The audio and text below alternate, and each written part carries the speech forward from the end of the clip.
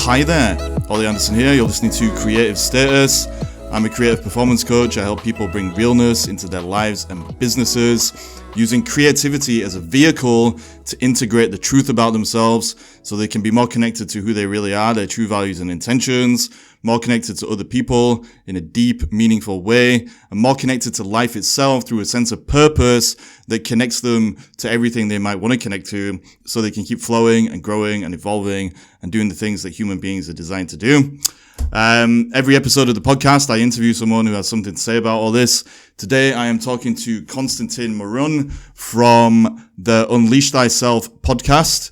That's awesome and definitely worth checking out if you're into the kind of thing that this podcast is about. But anyway, this is a really powerful conversation, if I may use the word powerful to describe it. We talk about the transformational process in general, some of the things that people might face as they go through a transformative journey into wholeness or realness, as I always talk about it. Constantin shares some of his own experience. He's been on a journey over the last few years. He's very candid and able to encapsulate wisdom through insights that are very, very useful and practical. So anyway, I won't rant and rave too much, but here's the interview. Constantin, thank you so much for your time. Everyone else, thanks for listening. See you next Monday for another episode, and hope you enjoy this. Here we go. Boom. Oh, hi there, Constantin. Thank you so much for joining me on today's episode of Creative Status. You are a man after my own heart. You're very interested in the transformational process that human beings can take themselves through if they want to become more authentic or more real. You have a podcast yourself called Unleash Thyself. And ultimately, I think we're going to explore a lot of those themes around transformation in this conversation. Before I start asking you 6 million different questions, do you feel like introducing yourself, telling people why you ended up on this path or how you ended up on this path in the first place, and what you want to get out of this conversation? Absolutely. Ollie, thanks for the awesome introduction as well. And thank you for having me on the show. And thank you to the audience for tuning in to another amazing episode. So where do I begin? I'll tell you what I am right now and how I got here. So right now, today, you'll find me, as you mentioned, as the host of the Unleash Thyself podcast, where the mission is to inspire and empower listeners on this beautiful journey that we call life. Yeah. Now, I am also a professional in the corporate world. I've been with Microsoft Canada for about 6 years now, and I specialize in artificial intelligence and technology on this side. And in my personal life, I just enjoy playing soccer, spending time with my dogs and my partner, and just enjoying life. And even though I have so many priorities these days, and you could say, there are days when I work 12, 16 hours, it doesn't feel like work anymore.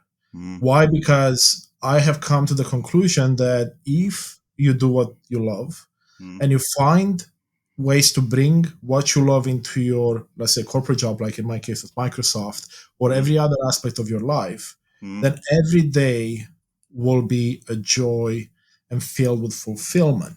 Now, it doesn't mean that every day will be perfect, because I still have days when I may feel down or I may feel more sad than others. But on average, I have more good days than bad.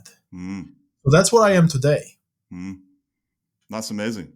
So how did you put yourself on this path in the first place? Like, did something happen to kind of wake you up or to raise your awareness and you started to realize that, okay, I need to bring more of my real self into my life?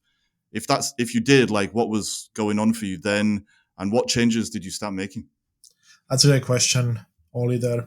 Let me go back a bit. So I was born in Eastern Europe, Romania. And at the time when I was born, it was still a communist country. Wow. And I grew up with my parents, but also my grandparents had a big part in raising me. So as you can imagine, people that were born in the 20s, the 30s, and then later in the 50s and 60s had a big influence in my life. And this goes, beyond just my immediate family, but also teachers, caregivers. And because those were very tough times and there were different ways of living, I had different imprints on me from a very young age. A lot of limiting beliefs, a lot of, let's call them fixed mindset approaches to life. And I'll explain a bit more of that later. But this carried over into my teenage years and adult life. I moved to Canada, so to North America, when I was 17. Mm, And, I put my soul into studying because we finally had an opportunity to really chase that American dream. mm, And I went to university like all people would do here and even in Romania. My mm, parents were both engineers, so I mm, followed in their footsteps, went to engineering, and then I went to mathematics and eventually got a mathematics and computer science degree. And mm, then I did a bunch of things, right? I went into entrepreneurial ventures and also into the corporate world. I kind of dabbled into everything, see what I like. mm, But here's the thing, and the reason I went that far back with the story, because of those limiting beliefs, because of everything I've learned when I was younger, I wasn't actually giving myself permission to be me, to mm, be truly constant into who's under, the surface. And the mm, reason being is that the way I grew up, it wasn't okay to be you because people would judge you. It wasn't okay to be joyful and playful and artistic or cry as a boy or show any type of weakness because, mm, again, that mm, was seen as less than and that would reflect poorly on you, your family, based on the culture, right? So I didn't give it mm, much thought when I went through these phases in my late teens and then in my 20s and even in my early 30s. It mm, wasn't until I joined Microsoft actually around when I was about 34, 35, 6 years ago. mm, And I stumbled upon this new culture that they were promoting around growth mindset. And the idea of mm, growth mindset is pretty simple. mm. You're looking at everything that happens in your life as an opportunity to grow. Yep. So if you make a mistake, right? If you do anything that you're not happy with, it's not that you want to hide it anymore, to ignore it, or to be like, hey, I don't want to look at it. It makes me cringe. But Mm, more to approach it from a scenario where, hey, it didn't work out the way I was expecting it or hoping that it would work out, mm, but I can take out lessons from it mm, and then iterate on it and hopefully do better next time, mm, right? And then that took me for a good spin because again it was conflicting with some of the lessons I have learned in my life and I was taking for granted. And I would mm, say my full transformation began about 6 years ago, and then it really went to the next level last year mm, around. So when I say last year, it's 2022, spring of 2022 is when it really got elevated. And we can chat more about that if that mm, interests you. But that's kind of to give you a bit of a story of how it starts. And the reason I mention this as well is because people will see me today. They're like, wow, I can't believe how much you changed overnight. But there wow. is no such thing as an overnight change, right? No. As it appears overnight because you may talk to people for a month, every month or every 3 months or every 6 months, and they'll Mm, mm. notice a change and be like, oh wow, that happened overnight. But really, it's like years in the work, right? Years and Yeah, months yeah, and months and yeah, months. yeah. I think it's a gradual thing, but then eventually we kind of reach a tipping point Mhm. where there's no turning back because we've basically got to the point where we've realized that a lot of the beliefs we were holding on to, a lot of the assumptions we were living our lives according to, a lot of the images and concepts that we carried of who we think we were or were supposed to be, we realized that that stuff was unreal. And once you Yes. grasp that just one of those beliefs is unreal, well, you can apply that logic to all of those beliefs because they're all unreal. And then it kind of comes crashing down like a house of cards. That's what I've seen in my life with my Yes. clients. And ultimately, what you said about the fixed mindset versus the growth mindset is what this all boils down to. So the way that I look at it is something happens in our childhoods normally that causes us to attach to a fixed idea of who we are, but also a fixed idea of what the world is. And Mhm. that'll come from our culture. It'll come from the ideologies that, are politically popular in our countries and all these kind of things. And they basically give us a kind of veil that we put between ourselves and true life. And then as we get older, something, if we're lucky, will happen where we either wake ourselves up because we just become aware that there's this kind of void inside ourselves because we're not being real, or something kind of tragic might happen where we end up hitting rock bottom and we see that down there on the foundation of rock bottom that all of these things we were believing are not true. And that's when we can start to rebuild and reconfigure our relationship with ourselves so that something real can emerge. And normally, in fact, always, it's our real selves because the real version of who we are It's just wholeness. That's how I see it. And it never goes anywhere. We just spend some time in our lives basically misperceiving who we are and what life is. And so based on what you said about your own story, that's the journey that you went through. So Yeah. let's hone in on this idea of unleashing thyself. So obviously this is the topic of your podcast. So I'm assuming you've learned loads of lessons about this from your own experience and obviously from what you've heard other people say. What is it about human beings that gets us to this point where the real version of who we are is temporarily kind of leashed behind false ideas, a false identity, and I guess false barriers out there in the world? So maybe we could break it down to internal barriers and external barriers. Where are these chains coming from, basically, do you think, based on all the I love conversations? that question, Oli. So thank you for asking it. Mm, I want to mention one thing before we jump into the internal and external factors for it. When it comes to unleashing thyself, right, and that's the name of my podcast, that's what I aim to be doing as well. I see it as a process. It's not something that I can say I've done it and I'm over the finish line now and I'm all happy and done with that. No, it's a process. And whenever you realize, and in my case, whenever I realize I'm getting closer to whatever that unleashing might look like, I actually realize, wow, there's so much more to do because there's more like an onion, right? You keep peeling back and you understand more and more. And I find that's actually beautiful when you look at the journey because I see it as if there was a destination, if there was a finish line, and what would the point of life be beyond? If you could say, okay, I stopped learning, I stopped growing, and from here on out, I just want to be the same. Well, that kind of sounds boring to me nowadays, right? Yeah, very And boring. anyway, so going back to your question, I mean, I know myself the best, right? So I always look back at examples in my life. There were a lot of those internal factors, but also external. And I believe there's a really close connection between the two.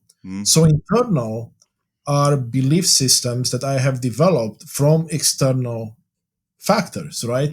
So for example, I remember in my younger years, I wasn't allowed to show who I was, so be a cheerful boy and play in a certain way because that reflected poorly on, let's say, my grandparents or the society I grew up in.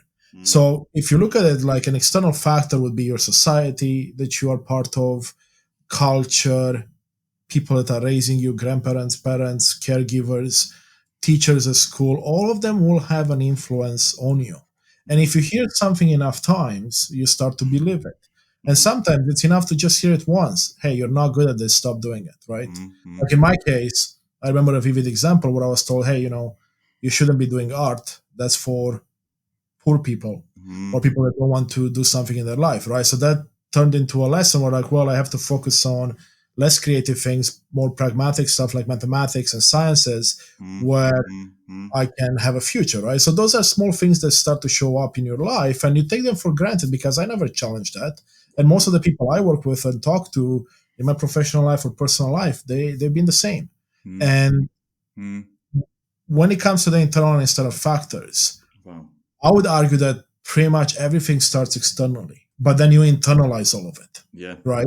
You take a lesson from the world, it may be traumatic or otherwise, you incorporate it into your life and then becomes part of your routine. And between the ages of 0 and 7 is when we absorb everything like sponges, right? We don't necessarily have our conscious mind fully formed yet, so we are from the unconscious, so we take in everything. So if your parents raised you in a specific way, then you're going to be repeating a lot of the same things. So that if you don't like something about how your parents have done things or are still doing things, well, it's up to you to change that, right? And it's not because your parents or caregivers had any bad intentions for you. And sure, some parents are worse than others, but almost everyone I know has had parents that wanted the best for their kids. So once you realize that, once you accept the fact that whatever is in your life right now is there, you don't have a way to go back in the past and change it, and just accept that and then move on to the next step, which is build a desire to change it. You can do so many beautiful things, and it will appear as if you changed overnight, like you were talking about earlier as well. Like it would feel like that because once you Mm, let that house of cards fall down, mm, now you can put new pillars in its place. So the pillars are no longer be built out of or out of cards. They will be mm. solid, strong pillars and foundational elements that now you can build on top of. Yeah, beautiful. You've raised so many interesting themes and like really important points that are essential for understanding this journey. And I think the most powerful way of breaking this down is looking at the relationship between the ego and the shadow. The way that Mhm. I always talk about this is that, in those first 7 years of our lives, like you mentioned, we basically are very trusting, and we end up putting our trust in external sources, which is totally normal. But unfortunately, a lot of those external sources are people who have not necessarily woken up to their true self. Their real version of who they are is still locked behind their own self hypnosis, their own programming. And so, as children, we're putting our trust in unreal sources, basically, which causes us to start to develop an unreal relationship with ourselves. And this starts the process of the real version of who we are being, shackled behind chains or getting leashed up or however we want to say it. And the way that that manifests is it shows up as the ego. The ego, as I see it, is just a false version of who we are that we create to hide from the shame and the guilt, and in the worst cases, the trauma of being disconnected from ourselves based on all of this external feedback that we're getting. So in Mhm. your case, you talked about how people said you shouldn't be artistic, that's for poor people. If you were too joyful, then people would kind of shame the joy or whatever it was. They made you feel bad about it or said that it was inappropriate. All of these things that can happen to us just end up causing us to disown certain parts of us that are very real and essential to our happiness and growth towards wholeness. And so that's when we ultimately end up disowning those parts of ourselves, and it can be good things and bad things. We can disown, our ability to love, our ability to create, our ability to feel joy, blah blah blah, as well as like the bad things, bad in scare quotes, like our anger or our aggression or whatever it is. All of these things get locked behind this fake version of who we are, which is designed to keep them at bay. But then as we get older and as we start to wake up and we start to go through the transformational process that you've talked about at the start of the show, that's when we start to bring these things back to the surface. And the way that I've experienced it is that there'll always be some kind of creative activity or creative vehicle that is going to allow the unconscious to become conscious again, so we can let the house of cards fall down, the house of cards of the ego, as we move towards the process we've decided to dedicate ourselves to. And then those foundations, the real foundations that we end up building our life upon, if we're doing this in the way that you talked about, those pillars, they just are the things that were there all along. It's the things that we disowned, and now we're reclaiming our joy, our ability to, create things, whatever it is. Once we get back in touch with those pillars, that's when this overnight appearing transformation takes place, where we can do something real, and we're basically doing it on a very, very solid foundation, because what's real is always real. It never went anywhere. We were just misperceiving life because of our conditioning. So that was a huge rant, sorry, but what do you think about all that? And I guess, how does it align with your experience? Maybe could you share some of the pillars that you rediscovered based on Absolutely. your story? Yeah, Ollie, I love that. I love where you went with that and your explanation of the ego. I agree with it 100%. Mm, The way, I mean, the only thing I would add there as well from my own experience is that if you look at again how life is being led by most of us, right? mm, From a scientific point of view, we only act from the conscious mind about 5% of the time, yeah, yeah, which yeah. means that 95% of the time we Mm, are in the subconscious mind. And what's the subconscious mind? That's your ego, that's your mind acting on learned behavior and mm, all that programming, all those layers you talked about. And the way I look at it, it's again, it's like, let's say, it's cold outside and I have all these layers on me. And I mm, maybe have three sets of pants on and I have 4 shirts and a hoodie and a jacket and all that. That's how I see our true selves being covered as well, right? And you talked about the layers of the ego. And mm, it's about realizing what those layers are, mm, accepting them, and then finding a way to remove them, right? Because it's hiding who you truly are underneath, right? mm, mm, And when it comes to examples from my life, there are many that we can go down. But for example, one that was really apparent, and I was able to really make it was almost like a overnight shift, was mm, around this idea of needing to belong and being mm, accepted in every single group or mm, every interaction I was part of, right? So mm, I had always this feeling that I had to be part of mm, a group. So if I would, let's say, go to a gathering and I would see, three people talk in a corner, if I wouldn't be able to interact with them and get into that, group dynamic, I would feel bad for whatever reason, and I could never really explain it. mm, Right. mm, So with a bit of work, I got to understand that part and got to reshift and essentially remove that layer. mm. But what it came down to was, Wow. again, becoming aware that there was a problem, right? Because I never gave it a second thought most of my life. And then I'm like, wait a second, it makes me feel bad. It's not something I agree with. I don't need to be part of all these groups. I understand that not everyone is going to like me, and that's fine. I don't like everyone either, right? So why would I expect that everyone will like me in turn? Yeah, yeah, yeah. Right? So, anyway, it starts with that awareness and then realizing that as human beings, for example, Mm, we have a need and a desire to belong. And mm, that's again ingrained in our mind from our mm, earlier times in society, where if you were not part of a group, a tribe, a mm, village, mm, you had a much smaller chance of surviving, right? mm, So mm, you wanted to do everything in your power to be part of a group. mm, But they might not necessarily align with who you truly are, because some of us will more naturally gravitate and want to be part of many groups, mm, and others will want to be part of groups but then also want to have their solo time, which is the group mm, I fall under.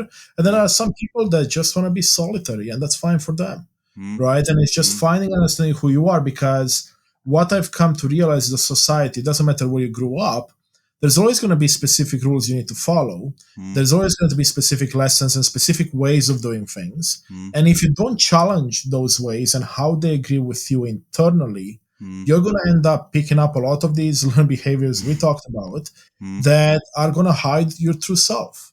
mm, Right. mm, So another big one for me, as an example to what we just talked, was this idea that I cannot be my authentic self mm, at work, mm, because I would be mm, judged for being joyful, for being optimistic all the time, for being, a mm, joker at times, right?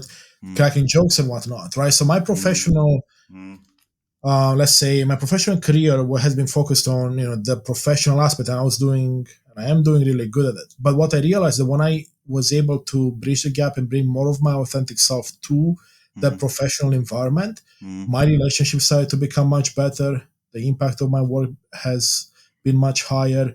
mm. Everything has been much better because, and surprise, surprise, people connect with people Yeah, much better when they're both authentic and the true yeah, selves, right? yeah, Or at least yeah, one side of the equation is authentic, yeah. because there's some unique pull about authenticity and vulnerability that seems to bring people together Mm, mm. faster. Yeah, 100%. Because it's real, and if you've got something real going on, you've got a foundation of acceptance. Because the only thing you can do with reality is accept it. And so, if you go into an interaction with someone being real, you're setting the tone for that, and it basically allows people to feel seen, but it also allows them to step up and be real as well. But I want to ask you about what you just said about the workplace and the ego in general, right? So ultimately, Yes. if I'm hearing you right, and I agree with it, what you're saying is ultimately the ego comes about because it helps us to survive certain situations. So I'm not one of these guys who thinks, we need to kill the ego. I don't think you can kill it because it's unreal. I see the ego as just some idea, misperception that we have picked up that has helped us to survive whatever it is that we've been through. So when we were talking about childhood, for example, if somebody has caused us to feel ashamed of our joy and we want to survive that environment, the thing that we end up doing is creating a version of ourselves, an ego version, where our joy is basically disowned. And that is a powerful thing because it's helped us to survive. The thing is, life keeps changing around us. And if we take that ego into our adult life and the environment has changed and we don't have to hide ourselves anymore, then basically the software is out of date and it needs to be upgraded. And it's the same in the workplace as well, like you've said. So a lot of cultures, they have certain specific rules about how we're supposed to be. And so if we want to survive and then thrive within those cultures that we have chosen to put ourselves in, then in a way, we have to put the mask on that is best suited for that particular environment or that culture. So the question for you is, how do we go into a corporate environment like Microsoft or wherever it is, know that we're wearing a mask in order to, rise to the top or whatever it is that we're trying to do within that culture? How do we do that and stay real at the same time? Is it possible to wear a mask whilst also keeping it real, if that makes sense? That's a great question. And I'll answer that really quick. And there's a couple of things I want to add before we go deeper into it. But I would say that there is no right or wrong answer there. I mean, I was very successful with a mask on, so to speak, right? But I found even more success when the mask was lifted. Yeah. So I would say that yes and no is the answer to the question, because it depends on really which version of yourself you bring to that environment and how close it relates to the real version. Because most of us have many personalities, right? And if you think about it, like who I was at work versus who I was with certain friends, who I was with my partner, who I was with my parents, those are all different personalities in a way, right? Because you bring different masks, you bring different layers to those places. And I imagine the goal is not to have just one version of yourself across the board, even though that's a lofty goal and it would be ideal, but to have as few of these masks on as possible. Because every time we're talking, ideals, let's say it's got to be this or nothing else, then that's when we start failing in achieving anything. And also being satisfied with what we achieve, because if we have this absolute version of it where it has to be perfect or otherwise it's not good, then you're never going to be happy, you're never going to find joy and fulfillment. So what I've come to realize is that what I'm striving to do right now is to be my authentic, vulnerable version of Constantin in every interaction I have. Now, sometimes it goes perfect. Some other times it doesn't, because we still have those layers of the ego to work through. And you mentioned the death of the ego. And I agree with you. I don't believe it's about killing the ego, even if there was a way to kill it, because it's a part of you. It's going to put up a fight anyway.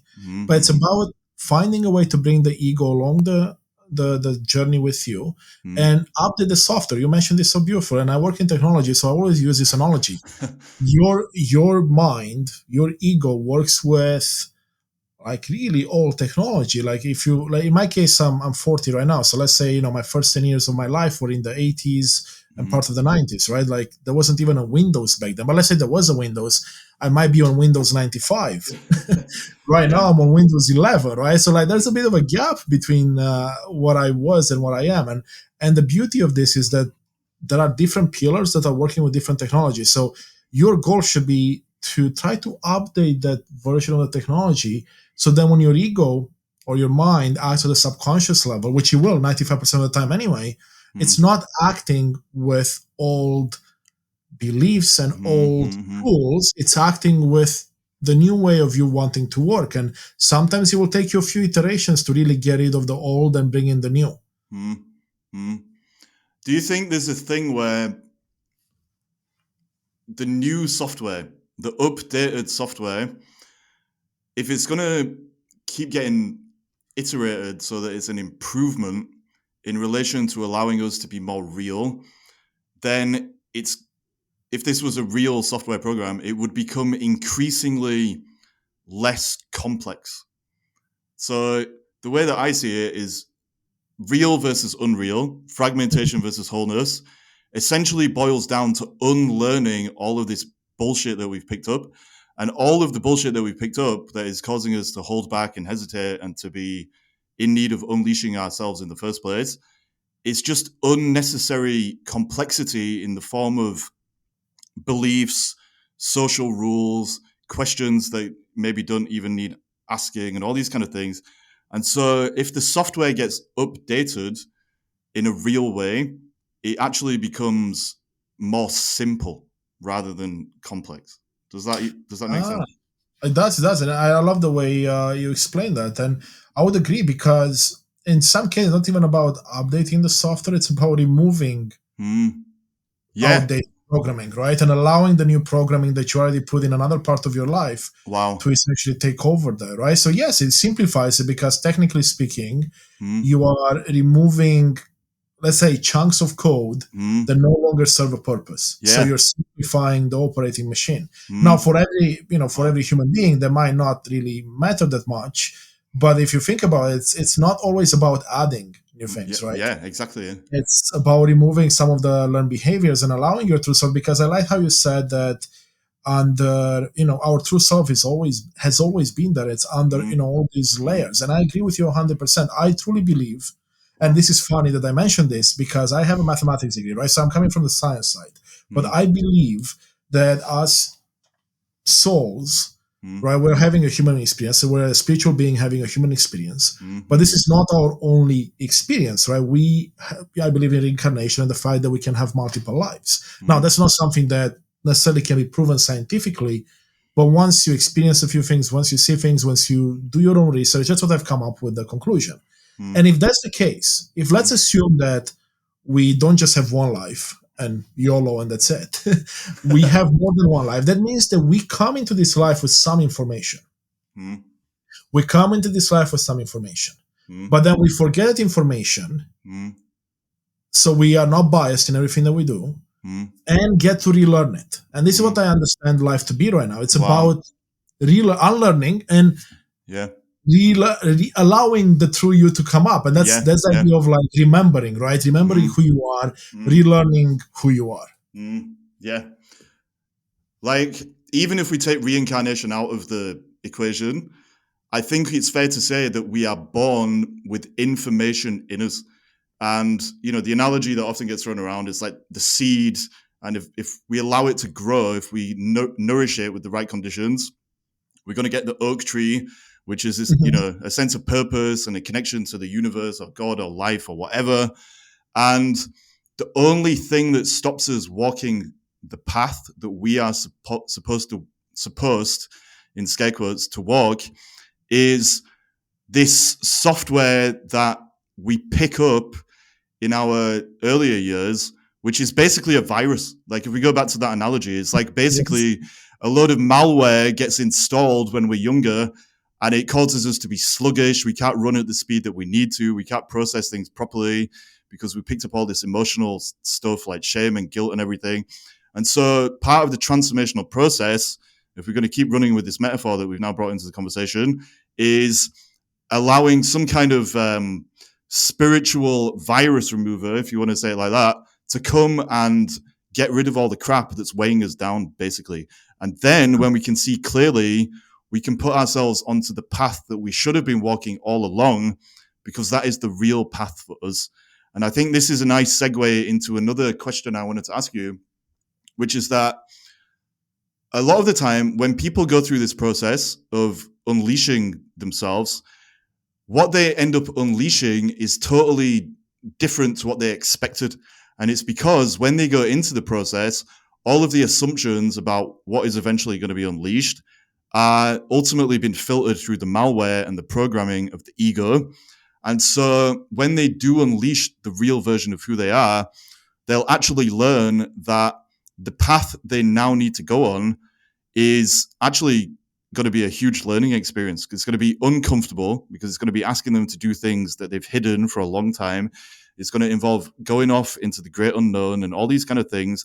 And so they end up in a place where they're not forcing life through what they thought they understood at the start of the journey, which was all ego stuff anyway, but that they're going onto a journey of growth, basically. So it's letting go of the fixed mindset, to use the language you used earlier, and going on this journey of growth, which is also aligned with whatever information was in them right at the start, which they forgot about. So the question is twofold, I guess. First of all, is that how you see it? And secondly, once the true self or the real self emerges and we can finally see it because we've unleashed it, how do we prepare ourselves to go down this path where we're going to have to stretch, we're going to have to get out of our comfort zones, and we're going to have to do things that we maybe didn't think we had to do or that we were ready for? Yeah, such a great question there, Oli. Well, first off, yes, I do agree with your take there. I, I can see it as, let's say, a virus or a malware, as you so nicely put it, Mm, and but I also see it as, let's say, a beginner's mistake in a way. mm, So I've been a coder in school and in some of my jobs I did, right? And when I didn't have enough experience or I didn't have enough knowledge, my code was clunky. My code had a lot of extra things in it that weren't necessary. And what does that mean? That wow. usually means that it's taking up more computing power, it's taking up more space, it's taking Yeah. up Yeah. more resources, and it's also Wow. perhaps, like you said, it's not taking you to the right result because of its clunkiness and you're not using the right information. But as you become a better developer, let's say if you develop code Mm, and you start learning more, you learn best practices, and you start talking to other people, you mm, start to refine your code, so now it mm, becomes more efficient, right, to mm, remove some of mm, the clunkiness. So I would say it's a mix of like the viruses, like you said, right, because those are the things that are meant to destroy the system in a way, that mm. are meant to bring you down, and then also Wow. the clunkiness of the fact that, Wow. let's say your parents were on a journey of transformation themselves, but they Mm, weren't very far along mm, because of society, because of the mm, culture, the time where they were born, right? I mean, when my parents were born in mm, the in the 50s, right, life was much harder. It wasn't mm, as straightforward, I say, especially in some parts of the world, mm, more than others, right? Coming after the World War II and recovery and all that stuff, right? So they could have been on a path, but maybe they only got 10% of the way there, or 20%. So you mm. pick up some of the good things, but then you also pick up a lot of the clunkiness that comes with that. Yeah. And let's say the viruses that were imprinted on them Mm, through society. And then, of mm, course, your own viruses you pick up from society, culture, whatever. mm. So I would say Wow. it's a mix of those things, Yeah. those elements that will bring you to a point in time when your life, most Mm, of it is run by mm, whatever you thought was real, whatever you thought you should mm, have done, mm, mm, mm. right? Yeah. There's an element as well where we can take this analogy a little bit deeper. So as you were talking about code and everything, it made me realize that ultimately, what we've been saying, what I always end up saying, is this journey of transformation that we're all on is about fragmentation versus wholeness.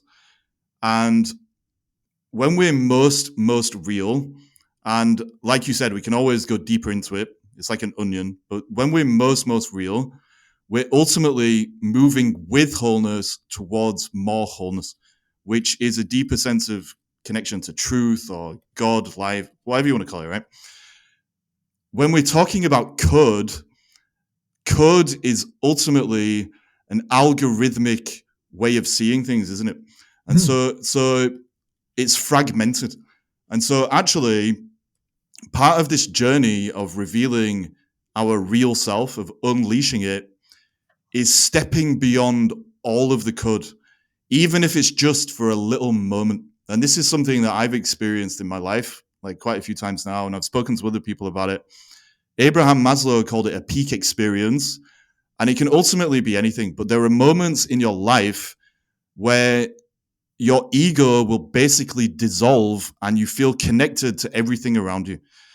Um, Yes. Maybe, it could be something simple. You might be hiking out there in nature and objects and subjects become one. You're part of the system as a whole, and you experience, what they call samadhi and like the Upanishads and stuff like that, or enlightenment. Maybe enlightenment is a strong word, but you have these moments where you're totally connected to everything. And in those moments, your ego is dissolved and you're just in the flow of life. And that is your real identity. And because that real identity is beyond any concept or any coding or any programming, it actually shows you that all of the programs basically are unreal. And if you Yes. if you just taste that for a minute, it can help you to stay on the right path, even when you're in the world and like the masks are telling you to do certain things, or you feel like you've been prompted by the code and you're reacting to certain things or whatever it is, you just need to taste those moments beyond any software programming for just a few minutes, a few seconds even. And then whenever life gets too much or you just get caught up in the hamster wheel of going through the motions, you know which direction to return in. So I guess the question there is, have you experienced any of those peak experiences? And how do they feed into all this stuff that we're saying about, the codes and the programming as you see it and the revelation of the real self? Yeah. I love that you went there, Oli. So if we go back to when I started sharing my journey, right, and I mentioned that my, let's say my true transformation journey started 6 years ago, but it really elevated last year. Well, that's when I had one of those first few moments that you mentioned. Mm-hmm. And mine was, Wow. was over a 12-day retreat. I would say my first one or my first ones, right? Mm-hmm. And this was in Ecuador. I went there for a mental health retreat for like 3 weeks. Wow. And I got to be in the Andes Mountains, right by the Amazonian jungle.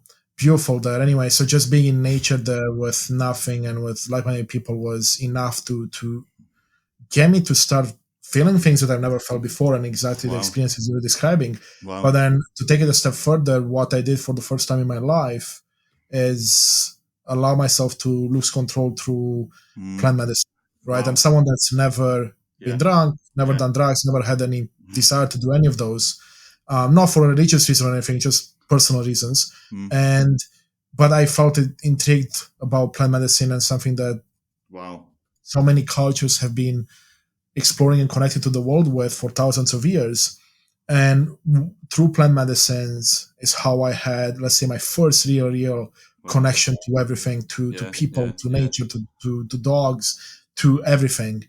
And then after that, so this is, April of 2022, a year and a half ago now, I was able to have similar experiences without the help of any psychedelics or anything like that, but through meditation, through hypnosis. That's something I never thought I would say out loud, that I've done hypnotherapy. Oh my God, it's been amazing. Right? It's just, it gives you that connection and realization that everything is so insignificant, because in the grand scheme of things, like time is infinite, let's say, everything is so insignificant, but yet at the same time, it is the most significant thing that can happen. Because it's you right now, it's you in this moment, and that's all you have, right? And that's when I sat with that and I realized, wait a second, so even though to me this feels as significant as it should be, because it is, it's also at the same time insignificant, because 1,000 years from now, nobody's going to care about the Oli and Constantin conversation, right? Or it's true. Whatever we did in the world, right? Very few people will get to say that. So yes, I would say that once you get at that point in your transformation where you can have those moments, and now I have them in nature, like I mentioned, meditation at home or in a quiet space in nature, you start to realize your true self, like you said, and always look for more of that. Like always look for, how can I bring more of that into my life and allow it to guide my life. Wow. So many things there that I could just pick to pieces, and I agree with it all 100 million %. I think when I'm working with my clients, something that I always end up talking about is this idea of creative tension. And basically, creative tension is just a way of designing that feeling into your life as much as possible. Like, I truly believe that you can be high on life to a very frequent degree, basically, if you live in the right way. And living in the right way means that you're constantly stretching yourself so that you're living just beyond what your ego is telling you. And the way that you do that, the short version, is you create a real vision for yourself, and you're constantly keeping that vision in mind as you navigate the waves of what is happening in current day reality. And if you do that, and you've designed a vision that is aligned with the highest expression of what you currently know about your real self based on those moments where you've tasted it, then ultimately from day to day, you're constantly a few steps in front of your ego, and you're working with this process that we've kind of alluded to throughout the conversation of moving through uncertainty from fragmentation to wholeness, or peeling more and more layers of that onion and growing more real in the process. And the thing that you said that is super relevant to that is it's ultimately about the loss of control. All of these things that we've said about algorithms and programs and limiting beliefs and the ego and social control and blah, blah, all these different things, fragmentation, our attachment to all of those things is about the need to survive and the illusion of control. And as soon as we can let go of that control and we can experience something real in the way that you've just shared from your own life, we basically let go of all of these illusory, unreal control systems we put in place. And that just puts us back on the path that is always, always there beneath the surface of wholeness, taking us deeper into wholeness. And if we can lose control or let go of control and trust that process, it will always lead us where we want to go. And that is the theme I've just seen in my own life so many times. And so many people have shared that with me now. It always comes back to that. Letting go of whatever it is we've created to try and control life, and then trusting life to take us where we need to go. And we could probably talk about that for another 6 hours. I think you need to come back on this podcast sometime because we've basically run out of time. But how would you sum up this whole conversation, like based on everything I've just rambled about and everything you've, shared, the amazing insights you've shared with everyone today? How would you sum up this conversation? And what are some practical things that people can do to start living in this way? And also, can you tell people where they can find you? Like, what's your website? Where can they listen to your podcast? Yeah, absolutely, Oli. Well, thank you. And you're right, we can be talking about that so much. And the idea of letting go of control and trusting more has been a huge struggle for me. And it still is to some degree. And I'm still learning every day to do better and better in that aspect, because that was really a big part of my learned behaviors that were reinforced and got stronger and stronger over the years. So we'll talk about it at a different time, but definitely still a massive work in progress. But I see glimpses of it when I let go of control and I trust the process, trust the universe. Beautiful things happen. It will put people in your path. It will put opportunities in your path, things you never thought possible. Yeah, that's a fact. Right. And I'll tell people where they can find me, and then we'll summarize everything together here. But you can, if you want to connect with me personally, best place to reach me is either through LinkedIn, Constantin Morun, or Constantin at unleashthyself.com. Unleashthyself.com is where you can go and find more about the podcast. You can find the podcast Unleash Thyself, of course, on YouTube at Unleash Thyself, or all the major social media platforms. I post content daily on Instagram, TikTok, and others, aimed to, again, inspire and empower you on this journey. So it's either clips of conversations with amazing people like Oli, or solo conversations, things that are meant to, again, be inspirational, empowering to you, are lessons from my life, lessons of anything that reflections, let's say, anything that I've gone through. Because what I've come to realize, and I think this sums up part of what we talked about, and what I think people should come to realize is that when you are authentic, when you are vulnerable, you get to connect more with people, but you also get to help people a lot more. Because one thing I've learned the hard way, in a way, let's say, or I've learned later in my life, is that whatever challenges you are going through, you are not alone.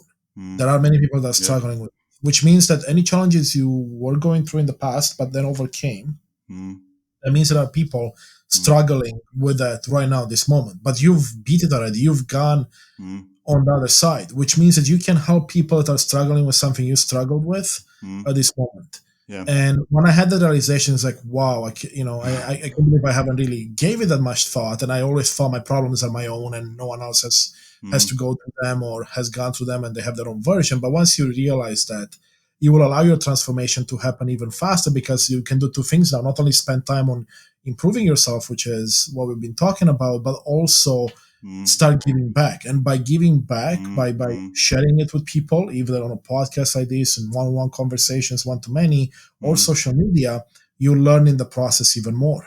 So it's a beautiful exchange where you're giving, but you're getting so much more yourself. 100%. I think that as you go through this process of letting go of the ego stuff that we were talking about, you basically reveal gifts that were there all along. And the only way that you can benefit from those gifts and use those gifts is to serve other people, basically. And that's the transformation that takes place. Like at the start of these transformational journeys, I found people think, okay, I need to improve myself so that I can basically get what I want from life. That's the ultimate motivation at the start for most people. Like, they're not happy with their lives.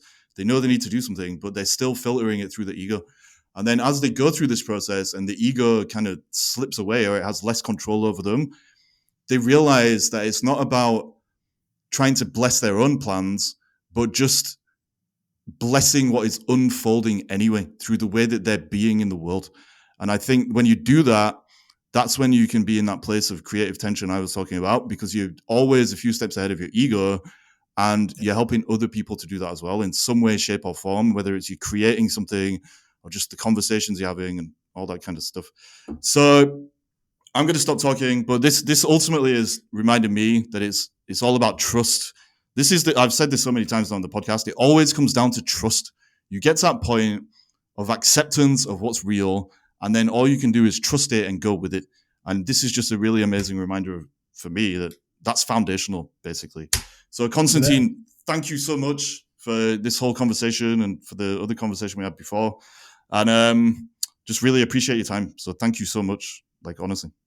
And thank you, Oli, as well. Much appreciated. I love the questions and the conversation as well. And thank you to the audience for sticking with us.